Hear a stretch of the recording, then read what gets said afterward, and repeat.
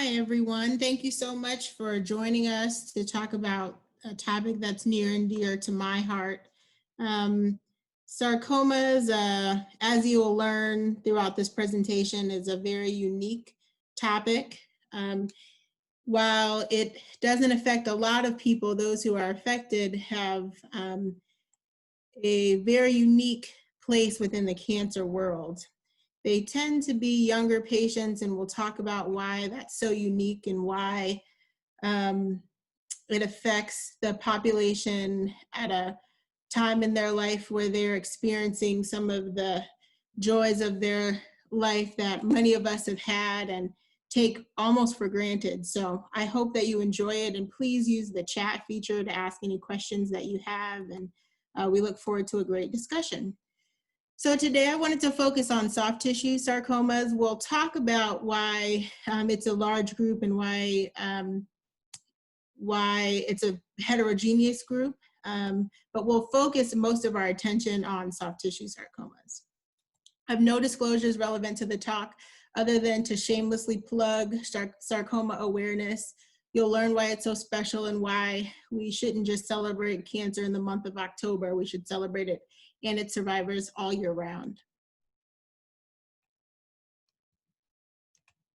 So we'll go through what is a sarcoma, we'll talk about the workup and diagnosis, we'll talk about treatment, and then a special guest, Celeste Compeau, is my patient navigator, and we'll really talk about the comprehensive care that it takes to really take care of a patient with a soft tissue sarcoma. From the financial impact it can have, emotional, and then even the nutritional support that you may not think about, but it's so important to completely treating and healing from sarcoma surgery and from treatment. So first, sarcoma is a very old term. It was coined in the 1800s by Dr. Rudolf Virchow. He was a politician, a pathologist, a doctor. He really did it all, but he was credited for coming up with this term that means sarc, that means flesh, and sarcoma, that literally means fleshy excrescence. And why is it special? Because he noticed that unlike a lot of the other cancers that we are more familiar with, it comes from the tissues that go on to form lots of different things, but most importantly, they're non-epithelial. So epithelial cells, as we'll come to learn, go on to make the cells that secrete glands. So any glandular tissue in the body, like breast, prostate, lung, anything that secretes something is an epithelial cell. But you have all of these other cells in your body, and if there's an abnormal proliferation of those, then they go on to form what's known as a sarcoma. Originally, when Dr. Virchow described this, he described 6 different subtypes. So ones that started either in the muscle or the fat or bone, or went on to become a nerve or a neuron. But as we've now come to learn, there are over 50 different subtypes. And basically any of those other tissues that are not cells that secrete some sort of fluid, those go on to become sarcomas. So why is it special? Well, we hit on this a little bit. So carcinomas come from tissues that go on to secrete some type of fluid. So that's like breast, lung, prostate, or colon, whereas sarcomas go on to form the tissues that are non-epithelial, or like bone, soft tissue, fat, those types of cells. But we can't forget about bone cancer. Bone cancer, although not the focus of our talk today, is very important and something that's often missed.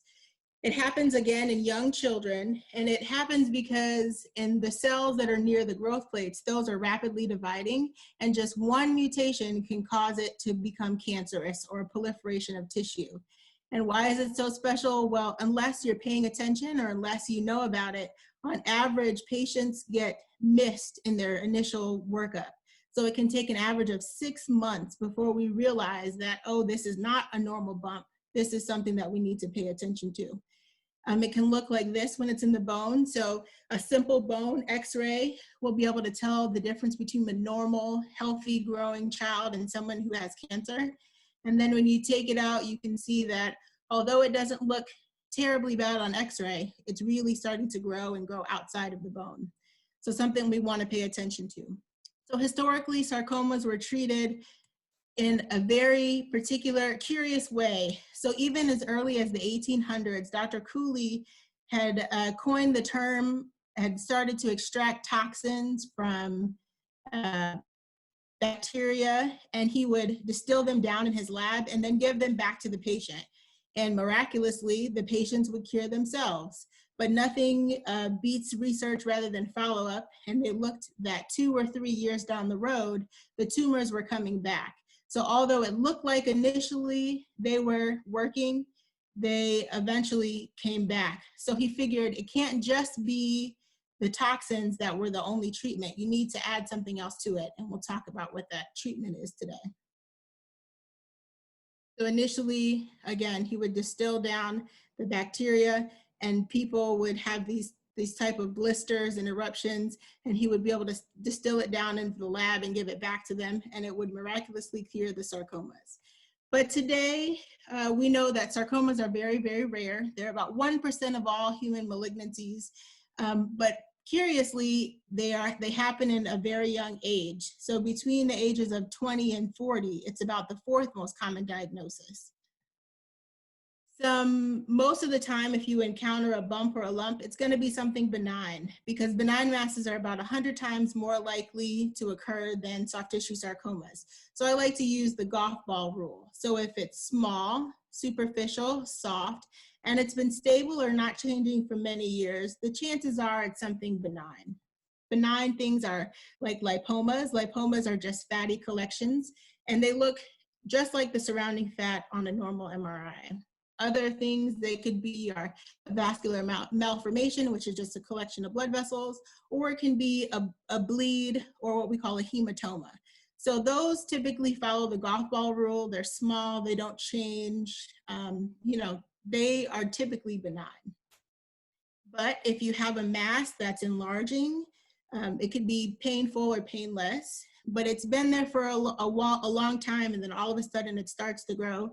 Those are the types of masses that should raise your attention and make you start to think about, is this something that's not benign, but really something that's cancerous? A simple x-ray is enough to be able to cue you in on what you need to pay attention to. So this is an AP x-ray, and you can see here, there's a soft tissue calcification right in the thigh. You can see it there. So while that's not enough to say that it's cancerous, at least it's to start to raise your level of suspicion. The next important step is to get an MRI. An MRI without contrast gives you some information, but here's an MRI of the thigh, and you see this is normal muscle, and then here there's something growing within the musculature. We can give a patient gadolinium, which is just one of the elements on the periodic table, and it helps to highlight areas of concern. So here's that same MRI that we saw before, and now once we give gadolinium, we can see areas that are bright, and those are the areas that are rapidly growing, and that helps us to guide our needle when we want to take a biopsy or a piece of the tissue. Sarcomas, when they grow uncontrollably, they can go from wherever they started in the bone and the soft tissues and then deposit in the lungs. And here's an example of that. Here's a lung metastasis, and this would be considered a stage 4 cancer. Lymph nodes, sarcomas not only go to the lungs, but they can also go to the lymph nodes. So if you ever get a bump or a lump in your lymph node area, so that would be in your groin, underneath your chin, in the front of your elbow, those are also signs that you might need to be checked out. Here, unlike Dr. Cooley, we use a multidisciplinary approach. So we don't just use toxins, we really build a team to work to help these patients. And the first step to that is obtaining a biopsy. There's really no data that shows whether or not a biopsy needs to be done in the operating room or whether it can be done by an interventional radiologist. It goes on a case-by-case basis. The one thing that the literature does show is that it's important to be at a center that does a lot of biopsies like Karmanos, because then we have all the team in place to act on the biopsy. Surgery is the next, and my favorite part of the treatment of sarcomas. You want to go for a wide or radical resection. A wide resection means that at the end of the case, once you take the tumor out, there's no tumor left. But occasionally, once you take out all the tumor, you can see there can be microscopic residual tumor left, and that's called a marginal resection. For these sarcomas, we never want to leave gross tumor or tumor that you can see behind, but if we did, that would be called an intralesional procedure. And here's just a picture of that. So a lot of times people think after a sarcoma surgery, you're going to be stuck in the bed and not walking around, and that's not the case at all. We want you to be up and moving, and we try to do as minimally invasive a procedure as will allow us to get all the tumor. So while you won't be in a body cast afterwards, we try to really get you up and get you moving. Next on our multidisciplinary team is radiation. So radiation is really important because what it's shown is that it can decrease the risk of the tumor coming back. So when you combine surgery, you better rate of local control, which means you have a less of a chance of the tumor recurring. And then we've also seen that there's a big debate between whether it's better to do radiation before or after surgery. And I really liken this to the debate between which is better, University of Michigan or Michigan State. If you're on one team or the other, you really love one way or the other. So for pre-op radiation, the patient it feels better, they haven't gone through surgery, so usually they get through the radiation a little easier. You actually give a lower dose, but the trade-off is you do get a higher wound complication rate. And you'll see how we enlist members of our multidisciplinary team to help reduce that as well. Post-op radiation really is another option. You have to give a higher dose, but in that arena, you get less wound complications. So it's really a trade-off. But you do get higher fibrosis, which means scarring, and patients do tend to get more contracture, or which is restricted range of motion of the joint. But really, at the end of the day, they're really the same when it comes to what we're looking for, which is decreased rates of recurrence. So at the end of the day, they're really equal. Lastly, back to Cooley's toxin. So chemotherapy has been proposed as a way for us to shrink or decrease the tumor, or to try to downstage the tumor so that we can facilitate limb salvage. So in this patient, this is a tumor right here in their posterior thigh, and the sciatic nerve is sitting very, very close to the tumor. So the hope was with chemotherapy that this tumor would at least form up the tumor capsule around the tumor, or hopefully shrink away enough so that we wouldn't have to resect the nerve. But unfortunately, we haven't had great success with the conventional chemotherapy agents that we've used, which are doxorubicin and ifosfamide. We really have had lots of side effects, but not great success. Doxorubicin is one that affects the heart, and it can give you cardiotoxicity, or it can suppress your blood cells or give you mucositis, which is inflammation of your mucous membranes.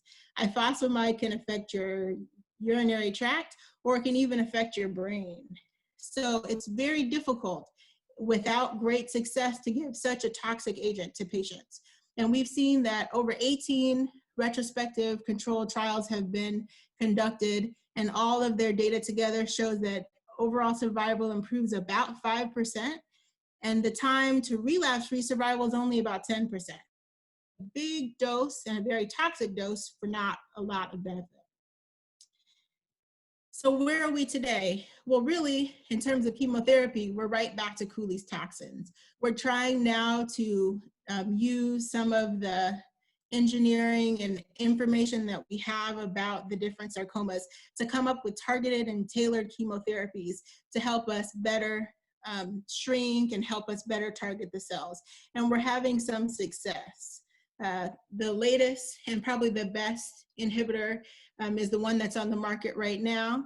And we've seen, as compared to that 10% progression-free survival, a 67% progression-free survival at 8 weeks.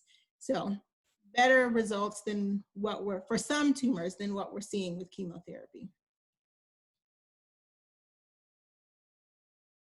But really, the problem and what hinders sarcoma research the most is that soft tissue sarcomas are less than 1% of all cancers. So it's really difficult to do research on such a small amount of patients.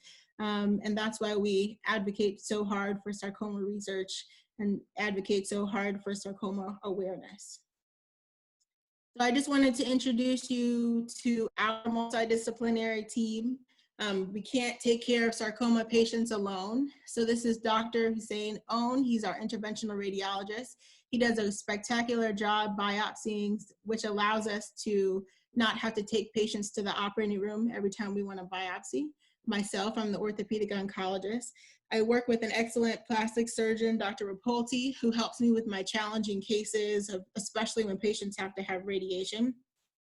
Dr. Miller and Dr. Mayer are our radiation oncologists. We don't ask them who's for U of M and who's for state.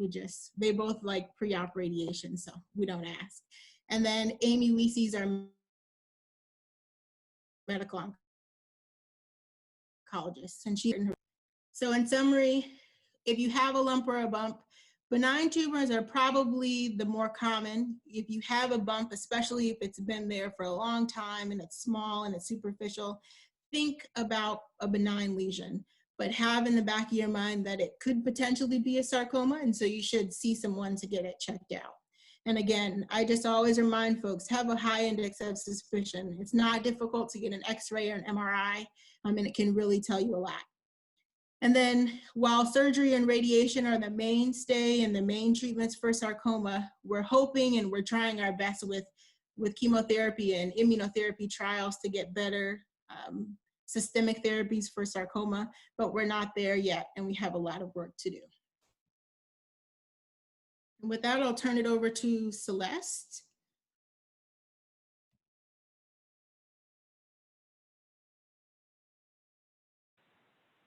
Admitting folks from the waiting room.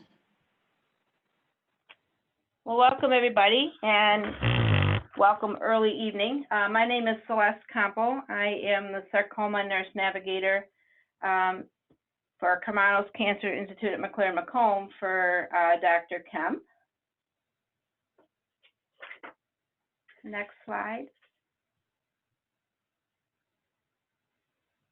So just to reiterate the role of the Sarcoma Nurse Navigator, there's a wide range of things that a navigator can do.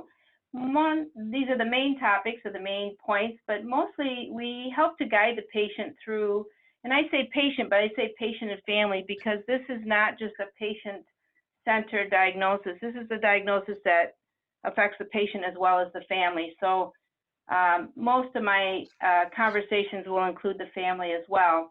But we help to guide the patient and the family through the cancer care continuum. I, at all possible, will be present in the initial consult with Dr. Kemp so that I can hear exactly what is being said and I have an understanding of the treatment plan. So if there's any questions later, a couple days later, the patients always have my card. They'll call me back and they said, you know, I think I heard what she said. Can you reiterate what she said? So I can help them to understand what was said. We provide education related to the diagnosis, as well as the treatment options in the process. You know, they hear radiation, they hear chemo, but what does that mean? To a patient, the questions most pertinent to them is what does that mean? How many days do I have to come? How long am I going to be here? And sometimes by explaining all that and going through the processes that they're going to have to undergo, that helps them significantly. We also identify patient and the family needs and challenges. We provide potential solutions and referrals to community and support services. For example, if the patient does not drive, that's a significant barrier to overcome, which is point number 4, but we assist the patient and the family in overcoming any barriers to appropriate care and services and assist them in navigating through the healthcare system. They're going to meet many different aspects of care. They might meet the medical oncologist, the radiation oncologist, they might meet a nutritionist. So the navigator kind of helps be the central point, or we act as a central point of contact especially in the beginning when they're first coming through the door. They have one person they can contact, one person that helps them navigate through the maze of different care and people that they're going to meet, especially in the beginning of their care. And next slide. So like Dr. Kemp was saying earlier, the sarcoma patients are quite unique in that they can range anywhere in age from infancy up to a senior adult. When most of us envision a cancer patient, we usually envision a senior adult, but sarcoma patients are much different. They can be young adults, and like Dr. Kemp said, they are in the prime of their beginning of their life as a family sometimes, and then this wrench is thrown into them. So we look, and when sarcoma patients present, they present with different needs and challenges for the patient and the family. For example, is the patient the primary caregiver for children at home? That's not a normal a barrier that most older cancer patients have to address, but the sarcoma patients will have to potentially address that. And then the emotional support. You know, cancer diagnosis can elicit a wide range of emotional distress for the patient as well as the family. And when I say the family as well, because we do include them into that category. And oftentimes navigators are the first line of the emotional support. We can help clarify treatment options. We help reiterate what was said. We explain the processes. You know, do I have to come 5 days a week? Am I coming 1 day a week? We clarify a lot of the unknown, and that's really the first step in alleviating some of the emotional distress. Oftentimes, patients will be quite distressed at the beginning of the consult, and then when we're all done explaining everything after the physician leaves the room, then they feel much better. They have a much better understanding. As navigators, we do use a distress screening tool. It's a tool that we ask the patients to complete upon arrival. And it helps us to identify where their needs are, whether they're emotional needs, their physical needs, or their psychosocial needs.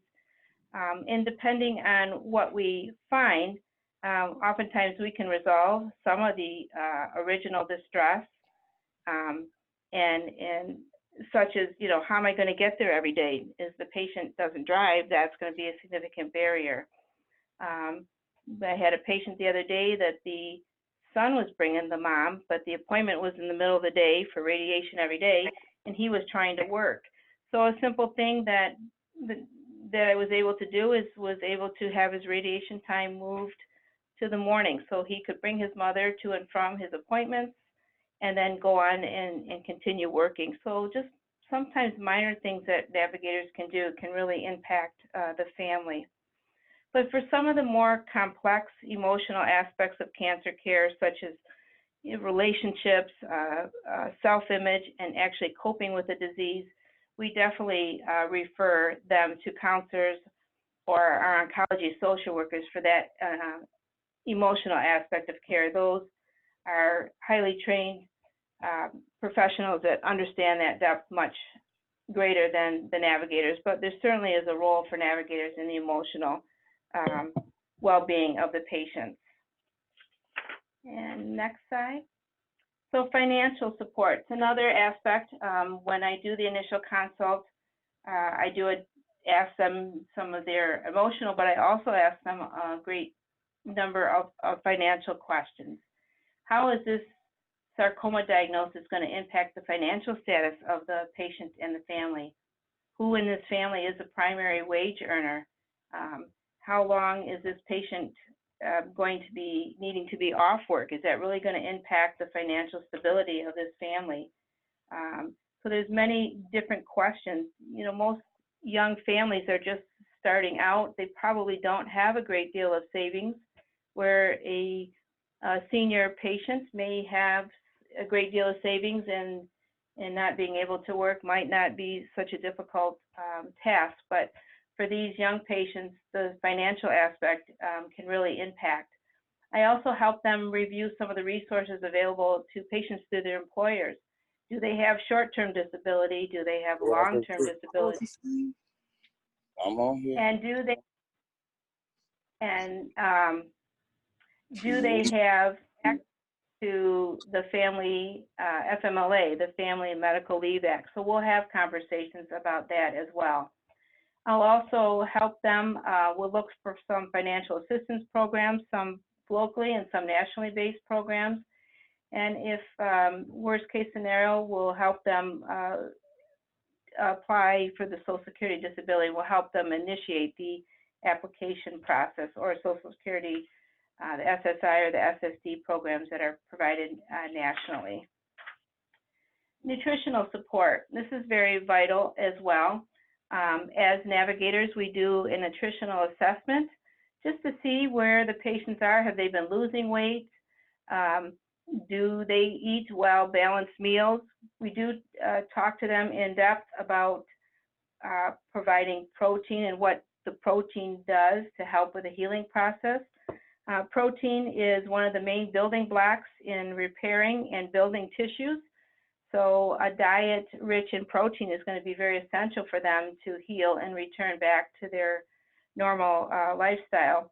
So we also provide them with resource handouts that will show them where protein can be taken from food, where it comes from, what foods are higher rich in protein than others.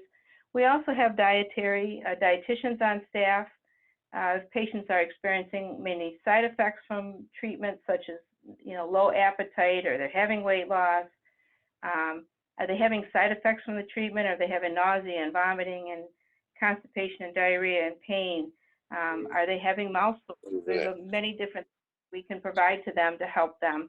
If they're having difficulty swallowing, the dietitians are also connected with our speech pathologist. So maybe we need to get a speech or a swallow evaluation. Let's see if there's something that's really going on in that throat that they can't swallow correctly.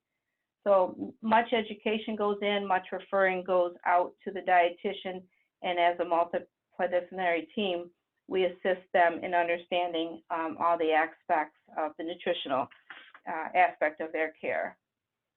And next slide. Smoking cessation. This is a hot topic for many patients. We do ask, I do, when I meet with the patients about their smoking history. I want to know, do they even have a desire to quit? I will talk to them a little bit in more depth about why smoking is detrimental to wound healing.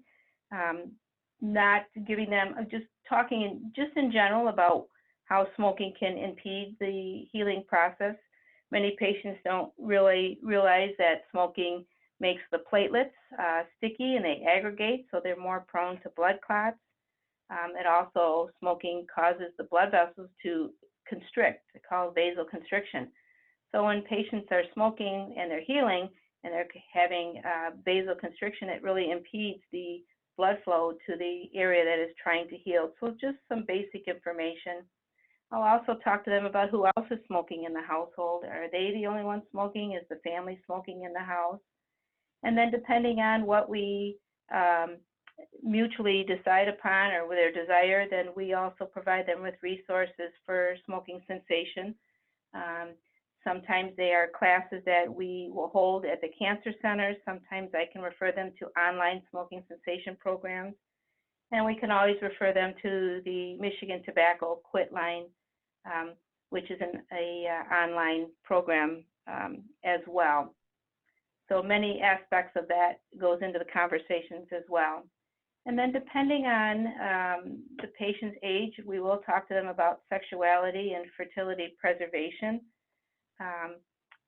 It's a topic that many patients are probably thinking about, but nobody will bring up or address, especially if they're young families and they want to know, is this treatment going to interfere with their sexual activity? So bringing that topic up and sharing some of the conversations on how treatment may interfere and what they can and cannot do also relieves a great deal of stress. And we'll talk to them also about the effects of treatment on fertility. Is the treatment going to render them unable to have children in the future. And if, if that is the case, then we'll talk to them about options to preserve their fertility. If they're females, there's such things as egg harvesting or ovarian transposition. If they're going to be having radiation and the ovaries are in the way, there is an option potentially to move those ovaries out of that radiation field to preserve those ovaries. So there are many options out there, and that also depends on the desire of the patient and or their significant other. If they're males, we talk to them about sperm banking. What can we do to help them preserve their ability to have biological children in the future? And some of these preservation options are costly, but there are foundations out there that we have been able to refer patients to and help them defer some of the costs of some of these treatments. And I will jump in and say, any patient who's going to get chemotherapy is going to have a fertility preservation consultation before we start. I like to say sarcomas are urgent, but they're not emergent. So we do have time, even if we diagnose the sarcoma, we have time to allow patients to get these fertility evaluations before we do any treatment. That's really important, and a part of our job is, not only planning for the sarcoma now, but also planning for what life is going to be like after your sarcoma treatment. Go to the next one. And also genetic counselors. This is, again, we have options to send patients to genetic counselors depending on the disease, the type of sarcoma, the family history, the age of the diagnosis. And sending them to genetic counselors can help to determine if this cancer is related to something that's maybe just occurred by chance or is it hereditary. So and this really is at the discretion of the physician, but we will, as navigators, facilitate the genetic counseling through the Karmanos Cancer Institute. Advanced directives, this is another topic that I very much bring up with patients of all ages. And that just means discussing the roles and the rationale of planning ahead. We will discuss with the patients the benefit of talking to their family, knowing what their wishes are. If there's ever a time that they are not able to share their wishes with the healthcare team, then we have family that know what their wishes are, or we can also provide them with a power of attorney or an advocate for healthcare form, and that's where they can actually designate in a legal document what their wishes are and who is allowed to speak on their behalf. It's something that all families at any age should be thinking and talking about at an early age. You don't want to be making decisions when you're in a crisis mode or when something has occurred and nobody has any concept of what that patient really wants prior to that critical time in their life. So that is something that we will often talk about. And then transportation. I always talk to patients about transportation. You'd be surprised how many patients don't have access to transportation. So as a community, we pulled all the resources together, and if patients have significant transportation issues, then we will assist them in securing some alternative transportation to get them to and from their designated appointments and treatment options. And post-treatment service referrals. There's many aspects that go on at the beginning of the initial consult, but there's many things that the patients can require even during treatment and then after treatment. We will oftentimes refer patients to wound care services, physical and occupational therapy. We will also work with prosthetic fitters if the patient unfortunately had to require an amputation. We have fitters that Dr. Kemp has aligned herself with, and so we'll work with them to make sure that that process has been initiated correctly and in the appropriate times. Some of the other services we've referred patients to are the hyperbaric oxygen therapy. It's just a way to provide them additional healing process through the hyperbaric chamber. And we will also align patients up with some of the hyperbaric oxygen chambers that are available based on a location where they reside. Yeah. And one more word about prosthetic fitting too. So that's a really personal experience. A lot of the prosthetics folks that we work with are amputees themselves. So any patient that I know or anticipate is going to have an amputation, I really try to hook them up with a prosthetic mentor. So they'll go meet someone who's had an amputation, hopefully, or we try to get it at the same level. So if you have a below knee amputation, you'll meet with someone who had a below knee amputation before, and you'll just kind of see what life is going to be like before the amputation actually occurs. We're not able to do it with all patients, but any patient that we know is willing to meet with the prosthetic mentor, we really try to facilitate that. Because it can be scary to say that you're going to lose a limb, but if you meet these other patients who have been through it, lived through it, overcome the amputation, then it just helps you to be a little bit more relaxed and a little bit less anxious as you're going into treatment. So just it's a dark subject, but it's something that you really have to think about because amputations happen. Sometimes we're not always able to save the limb, but in the cases where we do have to do an amputation, we really want to plan for what your life is going to be like after the amputation, right from the very beginning. So that was all of the plan slides that we had. I wanted to allow people time to ask questions. One from Mary Gottler. She asked a really good question, which is multiple myeloma a sarcoma?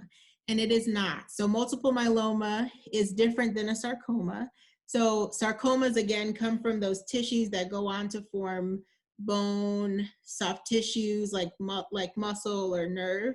And multiple myeloma is a type of cancer that comes from the bone cells or the cells that go on to make the bone marrow.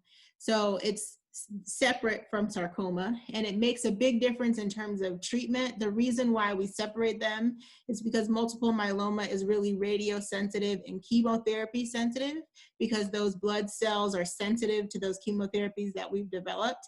But sarcomas, like we talked about, are not really as sensitive to radiation and chemotherapy. So multiple myeloma is also a little bit more common. It's the most common primary bone tumor that we see.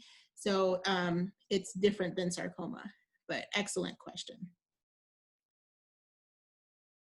And then Patrice, I think is how you say this, says, I know you don't touch stomach cancer, but what are the symptoms? So stomach cancer, I don't touch stomach cancer, but stomach cancer is another one of those silent cancers that until it gets large enough, you may not actually have symptoms.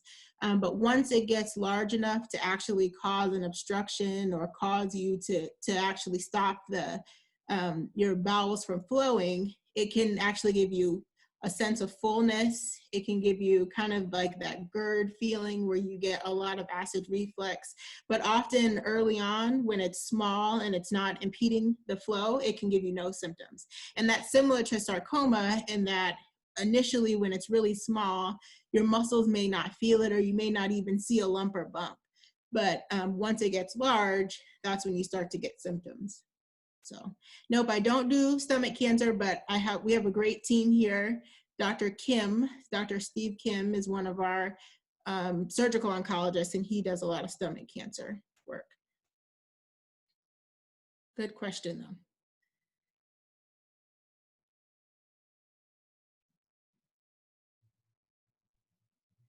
So lower back pain, Patrice asked, does it cause lower back pain? So I would just encourage you to reach out specifically to your provider, because there's a lot of workup you can do. Lower back pain has so many different causes. It can be caused by cancer in the back, herniated disc in the back. So it can be caused by a lot of different things. So low back pain is one of those difficult things for doctors to wrap their heads around because there's so many different causes and everything's so specific. But if you go see a physician, they're able to do a physical exam and able to kind of move you around so that they can see if different nerves are being pinched or relieved. So that's a question that you would have to address specifically with your doctor.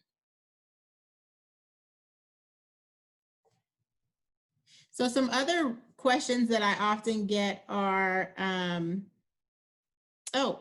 this is a good question. So does Carmanis have a long-term cancer survivor clinic? I was treated for osteosarcoma by Dr. Irwin many, many years ago.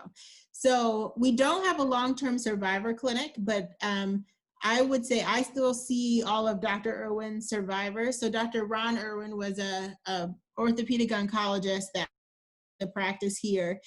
He still comes back from time to time and checks on all his patients and checks on me from time to time. And so you really should be seen at least once a year, depending on what type of sarcoma you had, osteosarcoma in particular. Once you get out to 20 years or so, it's less, the likelihood of it coming back is less, but it's still never zero. So I always, for those long-term survivors, you should be seen at least once a year, and that would be just through my clinic. So, well, we can get you that information afterwards, and you should be seeing someone at least every year. So I look forward to meeting you. Now I know your name, so I'm going to be looking for you. So a question that I always get is, what about a lump that I've had for 20 years or so that hasn't changed in 20 years, but in the last, few years it started to grow? And those are the ones we really want you to think about. If it's been stable and it's not changing, those are usually benign. But if it's all of a sudden started to change and in the last few years it started to grow, those are the concerning bumps that we want you not to ignore.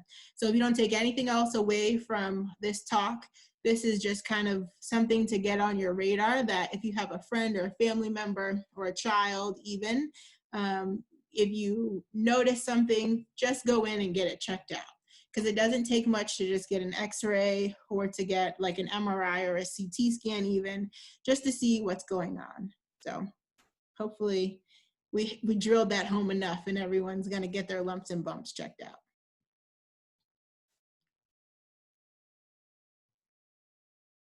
Okay.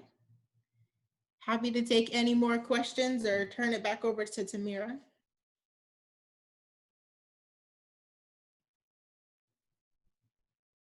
Again, we are right at the time of the end of this webinar. So I thank you all again for taking the time out this evening with joining us.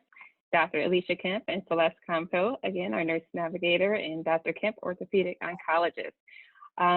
Those were all great questions, and they were all answered very, very well. Thank you again, Dr. Kemp. If you do have more information, certainly visit carmanis.org. We do have 15 multidisciplinary teams. So those questions that you had for stomach cancer or multiple myeloma, we have dedicated teams for that as well, who all work together. So the great teamwork that was shown here with Dr. Kemp and Celeste today, that is mimicked throughout the whole organization. So again, this webinar is being recorded, and it should be live in a few days on carmanis.org. You all have a great evening. And Kathy had one last question right at the end. Oh. Kathy, yes, we do. Our GYN team works with endometrial carcinoma and sarcoma. So yes, we do. She asked if we had a team that works with endometrial sarcoma, and we do. Absolutely. Okay. Thank you.